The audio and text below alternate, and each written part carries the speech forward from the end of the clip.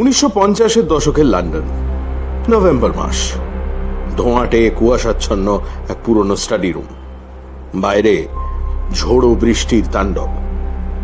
জানলায় বাতাসের তীব্র ঝাপটা যেন অশরীরী আত্মার ফিসফিস। কথাগুলো তো একটাও মিথ্যে নয় হেনরি।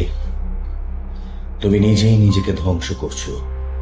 মনে করো সেই দিনটা, বাইরে বৃষ্টি, ঘরের মধ্যে একটা অসহায় সুন্দরী মেয়ে যাকে আমি ভীষণ ভাবে চাইতাম। আমার হৃদয়ের প্রতিটি স্পন্দনে তার নাম লেখা থাকে। আমায় বাঁচতে দাও, আমায় বাঁচতে দাও।